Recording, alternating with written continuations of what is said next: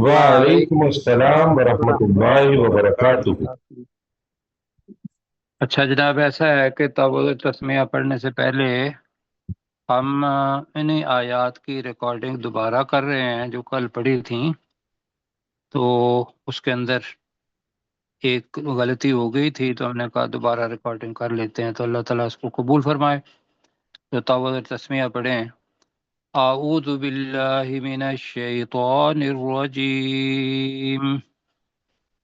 अऊज़ु बिल्लाहि मिनश शैतानिर रजीम। बिस्मिल्लाहिर रहमानिर रहीम। बिस्मिल्लाहिर रहमानिर रहीम। अच्छा जी, ऐसा है कि सूरा अल मुजादिला, इसमें शुरू के अंदर तो जिहार का जिक्र आया और उसके बाद सरगोशी का जिक्र आ गया। तो आदाब महफिल का। सरगोशी करने के उसूल जो थे वो अल्लाह सुब्हानहू व तआला ने बता दिए कि रसूल पाक सल्लल्लाहु अलैहि वसल्लम को आ, तकलीफ होती है इस बात की, या जो भी उमीर जमात होगा जो अल्लाह का दीन को फैलाने वाले हैं, उनके बहुत सारे काम होते हैं। तो लिहाजा जो उनके साथ काम कर रहे होते हैं, अगर वो कान के अंदर कोई बात करना चाहें तो वो वक्त लेते थे बहुत सारा। और आज भी अगर उसका इतलाक किया जाए तो ऐसा ही है कि वक्त कम होता है, दूसरे लोगों को पता नहीं होता। तो अल्लाह ताला ने बिल इख्तिसार ऊपर वाली आयत का खुलासा पेश कर रहा हूँ कि अल्लाह ने क्या किया। कहा कि तुम इससे पहले सदका दे दिया करो। तो ये जो सरगोशी करने वाला काम था, उमूमी तौर पर मुनाफिकीन किया करते थे, कि लोगों को बताने के लिए कि भाई हम रसूल पाक सल्लल्लाहु अलैहि वसल्लम के कितने ज़्यादा नज़दीक हैं। एक दूसरा ये बताने के लिए रसूल पाक सल्लल्लाहु अलैहि वसल्लम को कि हम आपको बहुत ज़्यादा अहमियत देते हैं। दोनों का इम्कान हो सकता है, ऐसे ही है। जी बिल्कुल ऐसे। हाँ। तो अल्लाह सुब्हानहू व तआला ने पहले ये एहसास दिलाने के लिए सदक़े की कहा कि पहले सदका दे दिया करो उनसे, और फिर कहा क्या तुम इस बात से डर गए हो। जरा नीचे करेंगे। अशफक्तुम का जो तर्जमा अभी साथियों ने किया है उसमें थोड़ा सा मुझे हाँ जी, यहाँ तक। फिर कहा कि अशफक्तुम अन तुकद्दिमू बैना यदई नजवाकुम सदकात, ये पूरा एक जुमला है। क्या तुम डर गए हो इस बात से कि तुम अपनी सरगोशी से पहले सदके दो या सदके आगे भेजो। ये पूरा जुमला है।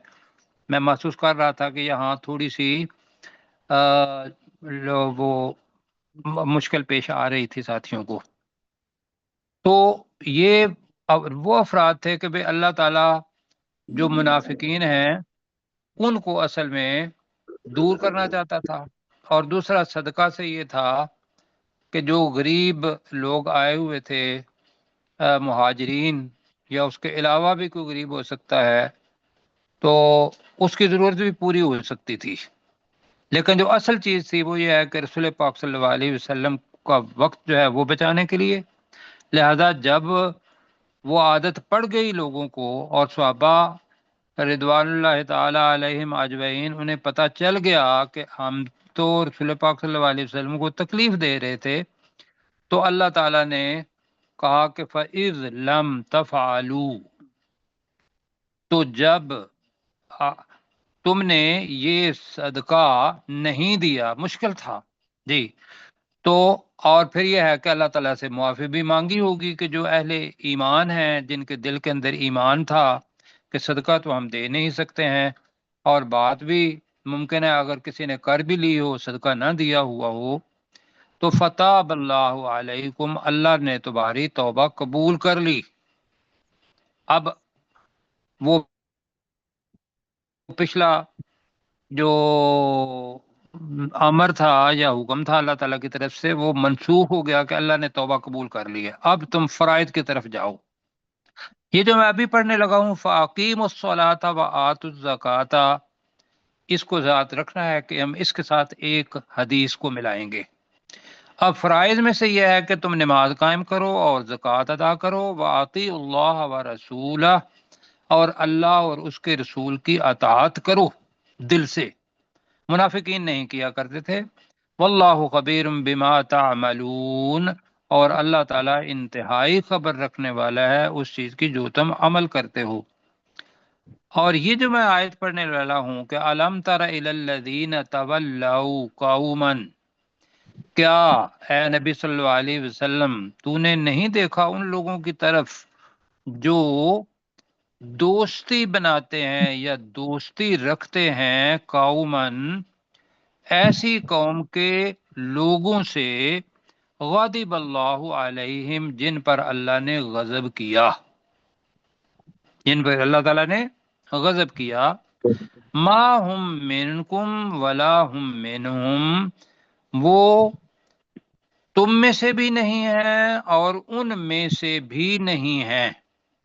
تو ابھی جو بات ہو رہی تھی یہاں تو پتہ چل رہا ہے کہ غضب جو ہوا ہے وہ یہود پر ہی ہوا ہے، لیکن جو بات یہاں بتانی ہے، جو کل بھی مطلب بات بتائی تھی، اب دوبارہ اس کو میں ریپیٹ کروں گا، وہ یہ ہے کہ منافقین کیسے بنے اور منافقین کون تھے۔ یہاں ہے کہ نہ وہ تم میں سے ہیں اور نہ وہ ان میں سے ہیں، اور جب ادھر جاتے ہیں وَيَحْلِفُونَ عَلَى الْكَذِبِ، تو جب وہ منافقین اپنے گروہ کی طرف جاتے ہیں تو جھوٹ پر مبنی قسمیں کھاتے ہیں۔ تمہارے پاس آتے ہیں تو دل تو اندر ان کا مسلمان نہیں ہوتا، وہ منافق ہیں، تو یہاں بھی آ کے وہ کیا کرتے ہیں، ان کا اعتماد حاصل کرنے کے لیے جھوٹ پر مبنی قسمیں کھاتے ہیں۔ وَهُمْ يَعْلَمُونَ، اور وہ جانتے ہیں۔ اللہ نے کہا کہ عَدَّ اللَّهُ لَهُمْ عَذَابًا شَدِيدًا، اللہ نے ان کے لیے بہت سخت عذاب تیار کر رکھا ہے۔ انہم ساء ما کانوا، تھوڑا سا اوپر کیجئے گا جی، یعملون، تو بے شک بہت برا ہے جو وہ عمل کرتے ہیں۔ تو کل جو بات ہوئی تھی وہ یہ ہے کہ وہ جو منافقین تھے، میں نے اس کی تاریخ آپ کو بتائی تھی، تو اس کے اندر تھوڑی سی غلطی ہو گئی تھی، بلکہ غلطی بھی میں کچھ یہاں بتا دیتا ہوں کہ رسول پاک صلی اللہ علیہ وسلم کی مسلم شریف میں ایک حدیث ہے جس کا نمبر ہے انٹرنیشنل نمبر 1817۔ کیا نمبر ہے؟ 1817 1817 1817 جی۔ تو اس کے اندر کیا تھا؟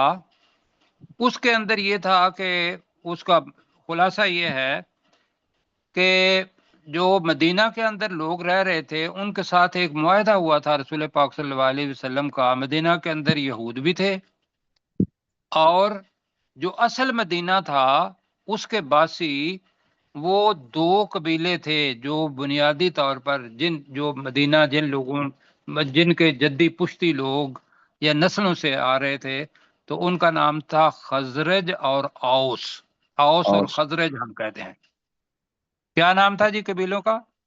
اوس اور خزرج۔ اوس اور خزرج۔ اوس اور خزرج یہ قبیلے تھے۔ اب حدیث جو ہے میں اس کو تھوڑا سا ایک سائڈ پہ ابھی کر رہا ہوں، اس کا میں ترجمہ بتاؤں گا آپ کو۔ تو ابھی کس چیز کی طرف آ رہے ہیں کہ منافقین کون تھے۔ تو اوس اور خزرج، رسول پاک صلی اللہ علیہ وسلم کو جب نبوت ملی تو 13 سال رسول پاک صلی اللہ علیہ وسلم مکہ میں رہے ہیں اور 10 سال رسول پاک صلی اللہ علیہ وسلم مدینہ کے اندر رہے ہیں۔ تو جب مدینہ کے اندر گئے ہیں تو اس سے پہلے مدینہ کے اندر رسول پاک کی دعوت پہنچانے والے لوگ تھے، اور وہ کون تھے؟ وہ یہود نہیں تھے، وہ اوس اور خزرج کے لوگ تھے۔ کون تھے؟ اوس اور خزرج۔ اوس اور خزرج کے لوگ جو کہ اصل باسی تھے۔ تو اس کے اندر یہ ہے کہ جب 11 نبوت آئی تو رسول پاک صلی اللہ علیہ وسلم کا طریقہ یہ تھا کہ وہ دین اسلام کی تبلیغ کے لیے جتنے بھی وفود آتے تھے حج کرنے کے لیے، ہر خاندان کے پاس جاتے تھے اور ہر علاقے کے جو لوگ تھے ان کے پاس جاتے تھے اور ان کو دعوت دیتے تھے۔ تو لہذا اس دعوت کے نتیجے کے اندر جو 11 نبوت کے اندر لوگ آئے تھے مدینہ سے، اور انہوں نے رسول پاک صلی اللہ علیہ وسلم کے ساتھ رات کے وقت چھپ کے ایک کی تھی ملاقات، تو اس ملاقات کو کہتے ہیں بیعت عقبہ اولا۔ کیا کہتے ہیں جی؟ بیعت بیعت عقبہ اولا۔ بیعت عقبہ اولا۔ تو عقبہ وہ جگہ ہے جو منا کے اندر ہے، اور یہ جو آپ بڑا شیطان ہم اب جس کو کنکریاں مارتے ہیں، اب الحمدللہ لوگ گئے ہوئے ہیں، آج میرے خیال ہے منا کے اندر چلے گئے ہیں یا کل جانا ہے؟ چلے گئے، آج منا میں ہے سر، آج چلے گئے ہیں جی منا کے اندر۔ پھر یہ جائیں گے عرفات میں، عرفات سے واپس آئیں گے مزدلفہ میں، اور صبح کی نماز پڑھ کے وہ کنکریاں ماریں گے۔ تو جس شیطان کو کنکریاں ماریں گے وہ ہے بڑا شیطان، اور وہ جو بڑا شیطان ہے وہ عقبہ کے ساتھ ہے۔ اس جگہ پر رسول پاک صلی اللہ علیہ وسلم کی ملاقات ہوئی، کتنے لوگوں سے؟ 6 لوگوں سے جی۔ اب وہ جو 6 لوگ تھے انہوں نے رسول پاک صلی اللہ علیہ وسلم کو کہا کہ رسول پاک صلی اللہ علیہ وسلم ہم وہاں اکیلے ہیں، ہمارے پاس تو رسول ہے کوئی نہیں، بندہ بھی کوئی نہیں ہے، لہٰذا آپ ایسا کریں کہ ہماری تعلیم کے لیے کسی صحابی کو یہاں سے بھیج دیں۔ تو رسول پاک صلی اللہ علیہ وسلم نے حضرت مصعب بن عمیر رضی اللہ تعالی عنہ ان کا انتخاب کیا، اور ان کو کہا کہ بھی آپ ان کے ساتھ جائیں اور مدینہ میں جا کے جو دین اسلام ہے اس کی تعلیم دیں، ان کو قرآن سکھائیں، انہیں ہماری احادیث جو ہیں وہ سکھائیں۔ آپ وہاں گئے، کون گئے؟ میں کس صحابی کا نام بتا رہا ہوں؟ حضرت مصعب بن عمیر، مصعب بن عمیر جی، رضی حضرت اللہ تعالیٰ مصعب بن عمیر رضی اللہ تعالی عنہ۔ انہوں نے 1 سال کے اندر جو کام کیا ہے وہ یہ ہے کہ دوسرے سال اب آ گئی 12 نبوت۔ 12 نبوت کو جو 73 آدمی آئے تھے، ان کے اندر 2 عورتیں تھیں اور 71 مرد تھے۔ تو ماشاءاللہ جو دین کا کام کرنے والے ہیں، ایک بندے کا کام جس نے وہاں جا کے اپنی جماعت بنائی اور لوگوں کو اکٹھا کیا 1 سال کے اندر، تو آپ کا کیا خیال ہے کہ بھی ایک بندے نے جو کام کیا کہ پہلے سے صرف 6 آدمی اور اب وہ بن گئے ہیں 73 جی۔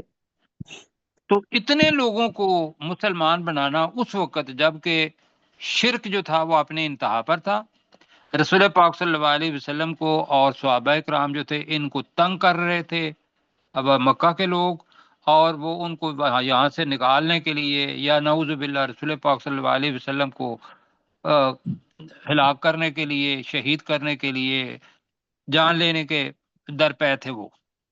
تو مجھے یہ بتائیے مصعب بن عمیر کا جو کارنامہ ہے وہ کتنا بڑا ہے؟ بہت عظیم، بہت بڑا۔ تو سبق کیا ملتا ہے کہ ہم لوگ کام نہیں کر رہے ہیں، ورنہ وہ لوگ جو تھے اوس اور خزرج والے جن کی میں بات کر رہا ہوں، تو اوس اور خزرج کے قبیلے تھے، ان میں سے آئے 73 لوگ، اوس میں سے بھی خزرج میں سے بھی، ان کے اندر کوئی یہودی نہیں تھا۔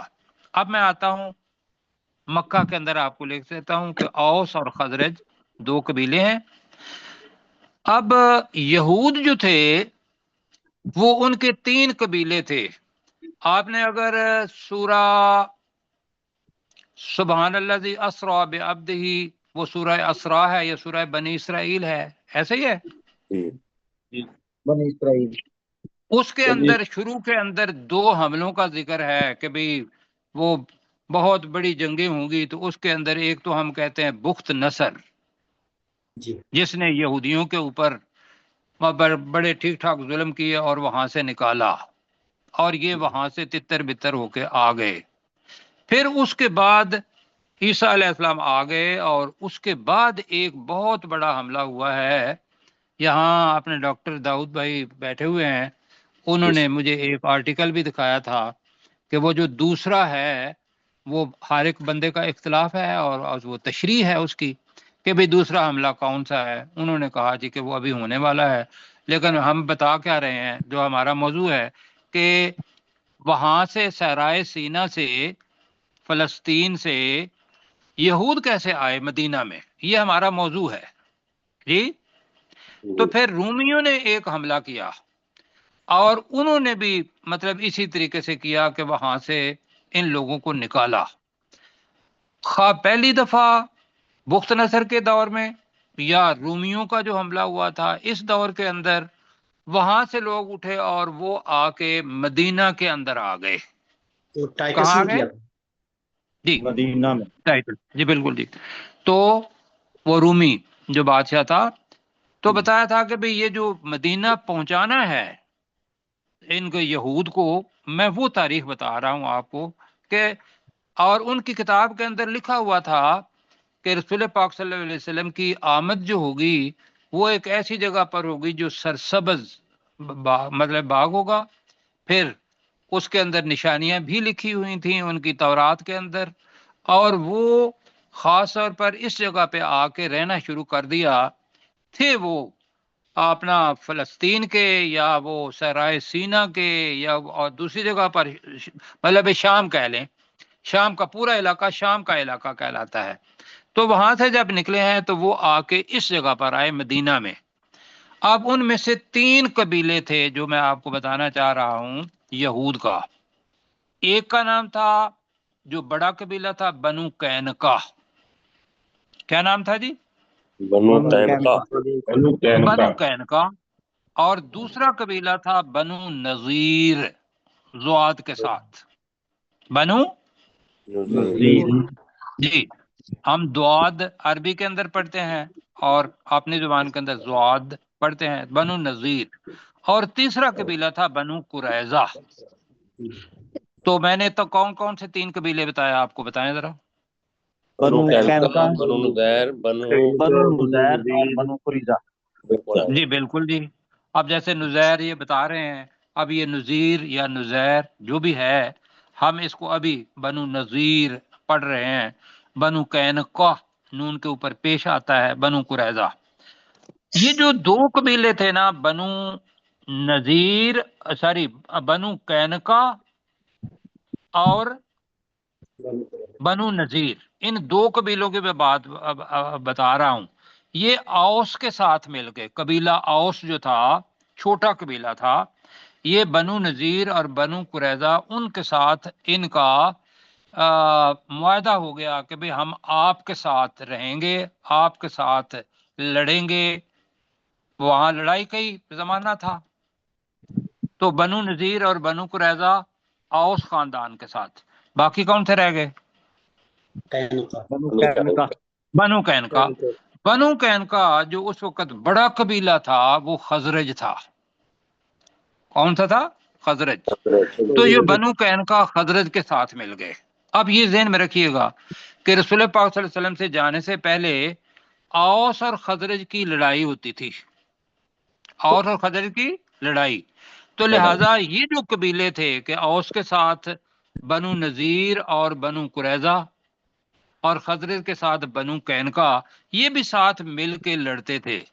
اور وہ جو آپ پہلے پارے میں پڑھا ہوا ہے، تظاہرون علیہم بالاسم والعدوان، کہ تم وَإِن يَأْتُوكُمْ أُسَارَىٰ تُفَادُوهُمْ، پہلے پڑھا ہوا ہے نا وہاں. وہ یہی قبیلہ ہے کہ یہ چونکہ اوس اور خزرج والے ایک دوسرے کے ساتھ لڑتے تھے، تو لہذا جو قیدی بن کے آتے تھے وہ یہود کے بھی مطلب جو بنو قریظہ اور بنو نذیر میں سے آ گئے. تو بنو قینقاع والوں نے ان سے فدیہ لیا، اور بنو قینقاع والے آ گئے تو انہوں نے کیا. وہ اس کی تفسیر وہاں ہے. لیکن یہاں جو میں بات بتا رہا تھا وہ یہ ہے کہ جو منافقین تھے وہ کن لوگوں میں سے تھے. ابھی جو ڈاکٹر سرشاد صاحب نے بات کی ہے، انہوں نے بھی کہا یہود میں سے. بالکل تھے جی، یہود میں سے بھی تھے. لیکن جو اوس اور خزرج ہیں ان میں سے بھی تو لوگ ایمان نہیں لائے تھے نا. کچھ ایمان لائے، کچھ نہیں لائے. بات میں سمجھا پا رہا ہوں؟ جی. تو لہذا منافقین کچھ اوس اور خزرج میں سے تھے، اور زیادہ جو تھے وہ سمجھ لیں وہ کن میں سے تھے؟ یہودا، یہود میں سے، یہود، جی جی، جب جو بنو قینقاع اور بنو نذیر اور بنو قریظہ کی بات ہو رہی ہے، تو یہ مجھے بتانا تھا کہ وہ جب اس جگہ پر جو اس کا ذکر ہے وہ یہ ہے کہ وہ ادھر جاتے تھے تو اپنے لوگوں کو یقین دلانے کے لیے قسمیں کھاتے تھے اور مسلمانوں کے پاس آتے، تو یہ بھی ذہن میں رکھنا ہے کہ عبداللہ بن ابی منافقین کا کیا تھا جی؟ سردار تھا۔ سردار تھا۔ یہ خزرج قبیلے سے تھا۔ جی، کس قبیلے سے تھا؟ خزرج۔ حضرت ہاں، یہ یہودی نہیں تھا جی۔ اور یہ میں بتاؤں گا کہ بنو قینقاع کے ساتھ کس طریقے سے ساتھ دیا، خزرج اور بنو قینقاع کا تھا، تو یہ آگے آئے گا۔ تو بنو قینقاع کو یہاں سے نکالا، کیسے نکالا، یہ بات میں بات کریں گے۔ تو ابھی آ جائیں، میں نے ابھی تک یہ بتایا کہ منافقین اوس اور خزرج میں بھی تھے، اور بنو قریظہ، بنو نذیر اور بنو قینقاع ان میں سے بھی تھے کہ جو رسول پاک صلی اللہ علیہ وسلم پر دل سے ایمان نہیں لائے، لیکن ظاہری طور پر وہ کہتے تھے کہ ہم ایمان والے ہیں۔ جی، اب چلتے ہیں آگے کہ یہ جو دل سے ایمان نہیں لائے وہ کافر۔ اب ہم پڑھنے لگے ہیں آیت نمبر 16 سے جی۔ اتخذوا، ہاں ساری پلیز، میں اب وہ حدیث جو آپ کو بتا رہا تھا، حدیث یہ تھا کہ جب رسول پاک صلی اللہ علیہ وسلم جنگ کرتے تھے کفار سے، یا جب بھی یہود سے کی ہے، جب بھی یہود سے کی ہے یا کفار مشرکین سے کی ہے، اس کے اندر کوئی بھی غیر مسلم نہیں تھا، جی، کوئی بھی غیر مسلم میں۔ غیر غیر مسلم نہیں۔ مسلم، یعنی کہ مطلب وہ لوگ جو منافقین تھے ان کو اللہ نے منافقین نہیں کہا اس جگہ پر، ان کو یا ایھا الذین آمنو ہی کہا ہے، اس لیے کہ انہوں نے کلمہ پڑھ لیا۔ اللہ تعالیٰ نے ان کو الگ جگہ پہ منافقین تو کہا ہے، لیکن اس جگہ پہ ان کو الگ نہیں کہا کہ بھی یہ کافر ہیں۔ بات میں سمجھا پا رہا ہوں؟ جی، جی، تو اب میں وہ حدیث کیا ہے 18 اور 17 نمبر جو مسلم شریف کی ہے، وہ یہ ہے کہ ایک یہودی غزوہ بدر کے اندر رسول پاک صلی اللہ علیہ وسلم کے پاس آیا اور اس نے کہا کہ یا رسول اللہ صلی اللہ علیہ وسلم، اور اس نے باقاعدہ لفظ آتے ہیں، حضرت عائشہ صدیقہ سے یہ روایت ہے، اس نے کہا جی میں آپ کے ساتھ جانا چاہتا ہوں اس لیے کہ میں مال غنیمت میں سے حصہ لوں۔ مفہوم بتا رہا ہوں اس حدیث کا۔ رسول پاک صلی اللہ علیہ وسلم نے کہا کہ حل تؤمن باللہ ورسولہ، کیا تم اللہ اور اس کے رسول پر ایمان رکھتے ہو؟ تو اس نے کہا جی میں نہیں رکھتا ہوں۔ تو رسول پاک صلی اللہ علیہ وسلم نے فرمایا کہ جہاد میں ہم مشرکین کو نہیں لے کے جاتے۔ اب قافلہ آگے چلا اور آگے جا کے پھر وہ درخت کے پاس وہ بندہ آیا یہود، اور اس نے بتایا، وہ اس وقت یہودی تھا، اس نے کہا یا رسول اللہ صلی اللہ علیہ وسلم مجھے بھی ساتھ لے جائیے۔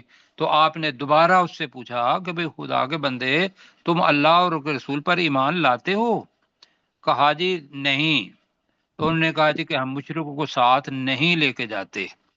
اب آگے گئے تو تیسری دفعہ وہ بندہ آیا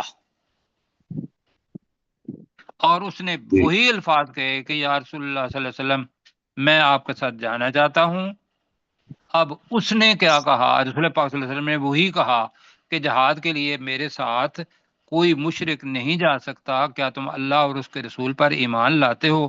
تو اس نے کہا ہاں۔ تو آپ صلی اللہ علیہ وسلم نے کہا انطلق، تو چل ہمارے ساتھ۔ وہ ایمان لے آیا تھا۔ ٹھیک ہے جی؟ جی جی ٹھیک ہے۔ اب میں بتا یہ رہا ہوں کہ کچھ افرادوں نے وہ انطلق کا لفظ مطلب نہیں پڑھا، اور کسی جگہ پہ یہ حدیث آدھی مطلب روایت ہوئی اور انہوں نے اس آدمی کو ایک جیو کے طور پر لیا، لیکن کل میں نے اس کو باقاعدہ دیکھا تو اس کے اندر باقاعدہ یہ ہے کہ وہ بندہ ایمان لے آیا تھا۔ یہ بتانا تھی حدیث۔ اب آتے ہیں یہاں، وقت جی 36 منٹ ہے۔ اتخذوا ایمانہم جنتن، انہوں نے اپنی قسموں کو، ایک ہے ایمان اور ایک ہے ایمان۔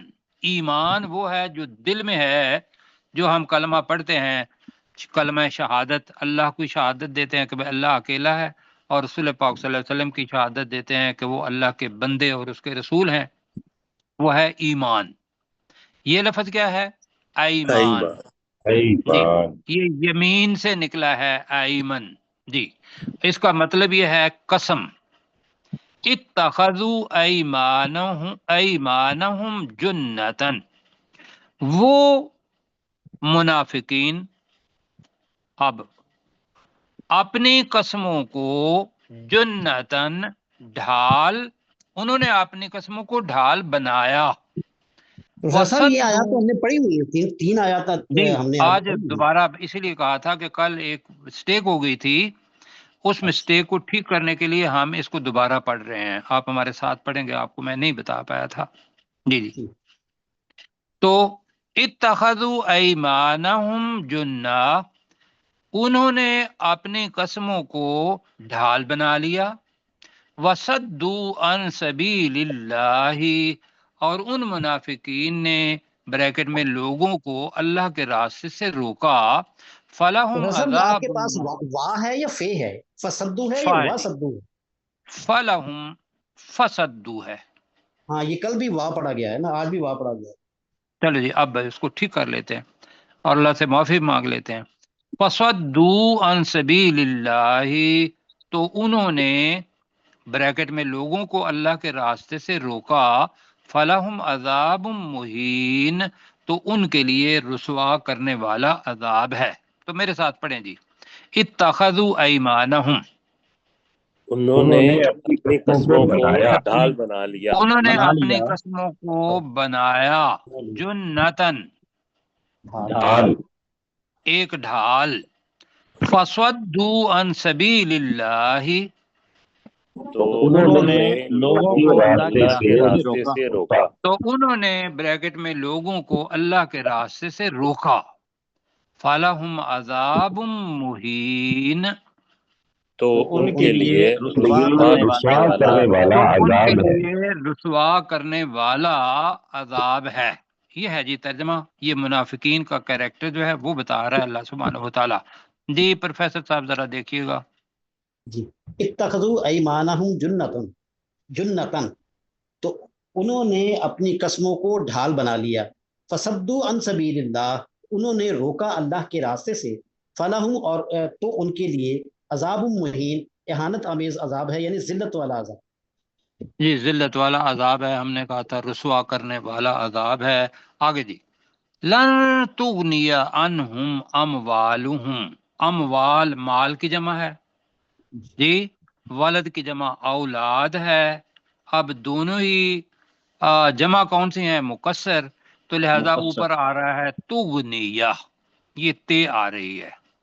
لن تغنیہ، نہیں کام آئے گا، عنہم، ان کے، اموالہم ولا اولادہم، ان کے مال اور نہ ہی ان کی اولادیں، من اللہ شیئا، اب اس کا ترجمہ کر رہے ہیں، اللہ کے بریکٹ لگا رہے ہیں، عذاب سے بچنے کے لیے۔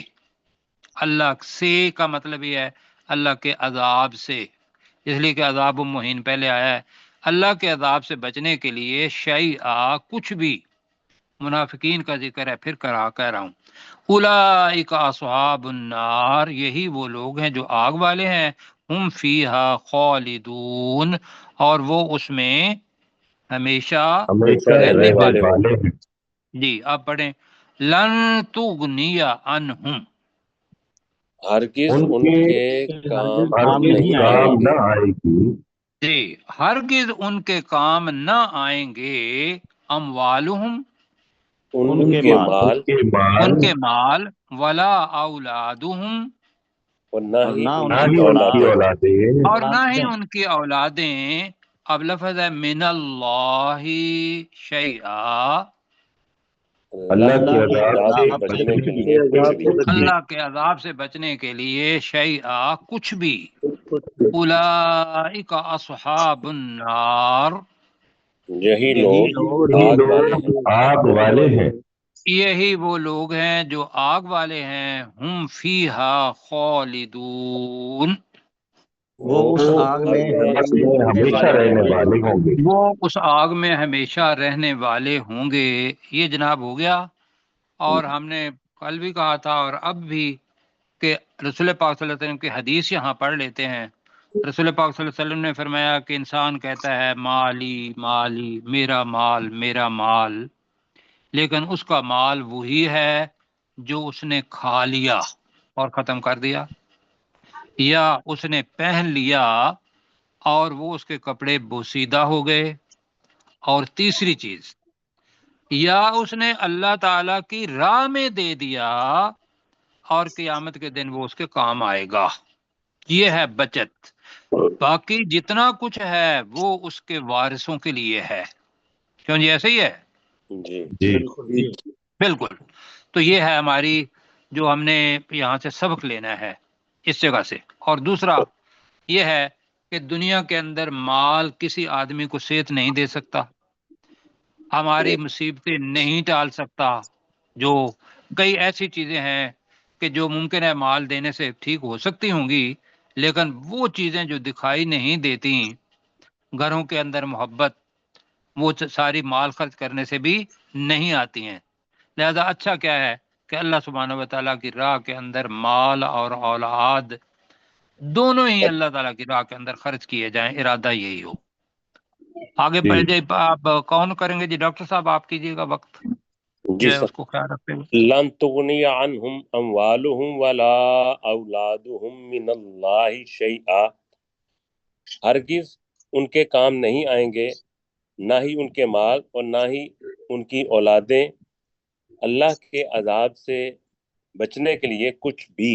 اولئک اصحاب النار، یہی وہ لوگ ہیں جو آگ والے ہیں، ہم فیہا خالدون، وہ اس آگ میں ہمیشہ رہنے والے ہوں گے۔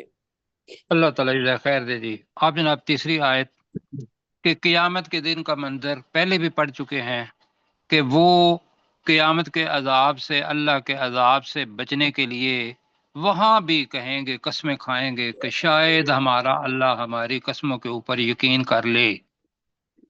کیوں جی؟ جیسے دنیا کے اندر لوگ یقین کر لیتے تھے، لیکن اللہ نے سبحانہ و تعالیٰ نے تو اپنی کم از کم 3-4 چیزیں رکھی ہوئی ہیں۔ ایک، اللہ سبحانہ و تعالیٰ کا علم ہے جو دلوں کے راز جانتا ہے۔ دوسرا یہ ہے کہ ہمارے جتنے بھی کرامن کاتبین ہر بندے کے ساتھ ہیں، وہ ہمارا اعمال نامہ لکھ رہے ہیں۔ اور تیسری چیز یہ ہے کہ ہمارے اعضاء اور جس جگہ پہ ہم وہ کو کام کرتے ہیں، ساری چیزیں اللہ کے سامنے یہ گواہی دینے والی بن جائیں گی اگر کوئی قسم بھی اٹھائے گا۔ تو اب پڑھتے ہیں جی، یوم یبعثہم اللہ جمیعا، جس دن اللہ ان سب کو جی اٹھا کھڑا کرے گا۔ یبعثو، اٹھا کھڑا کرے گا کا مطلب یہ ہے دوبارہ اس مردے کے اندر جان ڈال کے اس کو زندہ کر دے گا۔ تو ترجمہ ہم کریں گے، اس دن اللہ ان سب کو اٹھا کھڑا کرے گا۔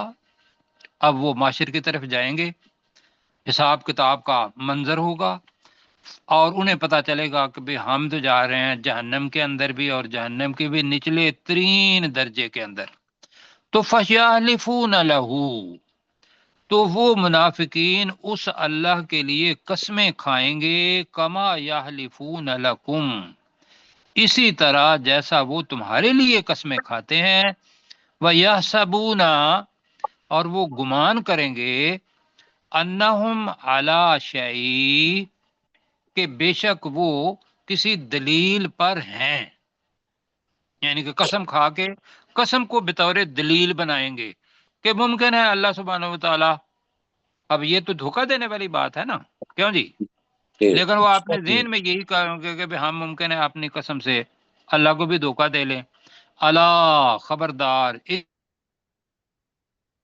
انہم ہم القاذبون، بے شک وہ وہی جھوٹ بولنے والے ہیں۔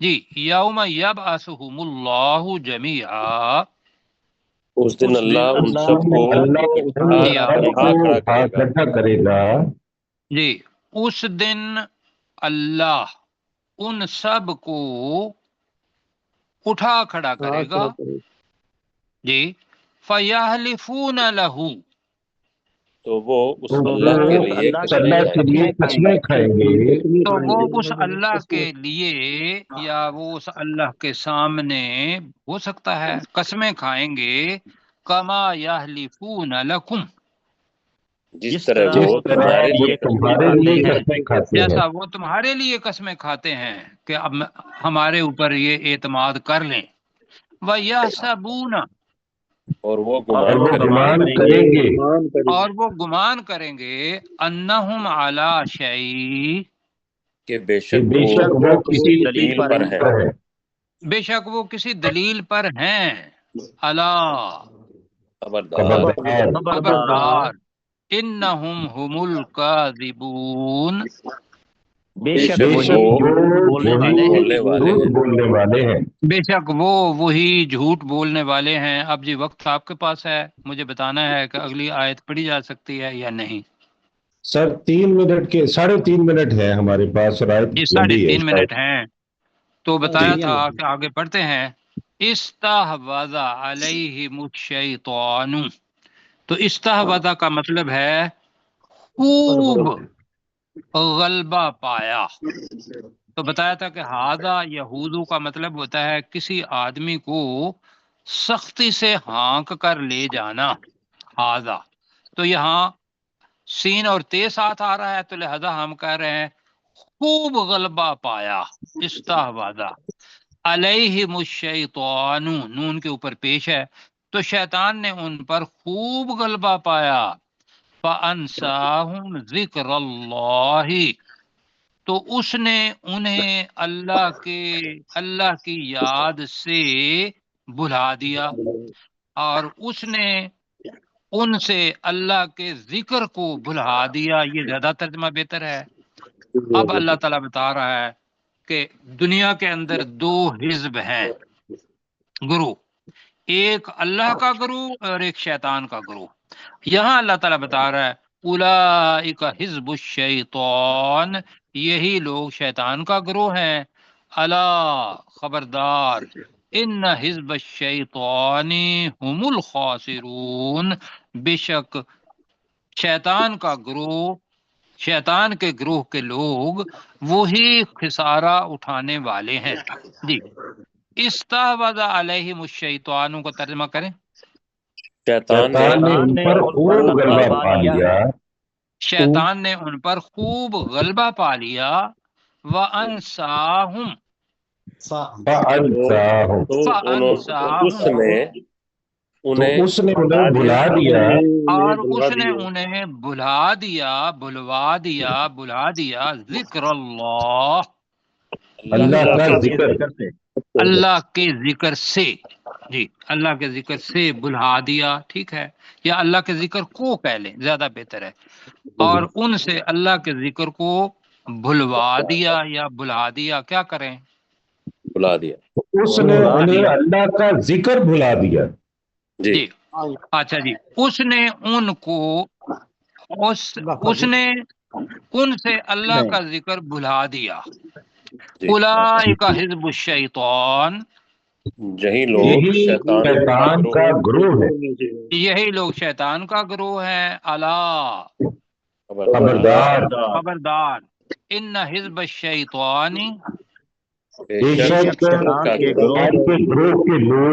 شیطان کے گروہ کے لوگ هم الخاسرون، وہی خسارہ پانے والے ہیں۔ وہی خسارہ پانے والے ہیں۔ جی آخری آیت کا کر سکیں گے تو کر دیں، اگر شروع سے کرنی ہے تو شروع سے کر لیں۔ نہیں، آخری آیت ہو جائے گی سر انشاءاللہ۔ استحوذ علیہم الشیطان، شیطان نے ان پر خوب غلبہ پا لیا۔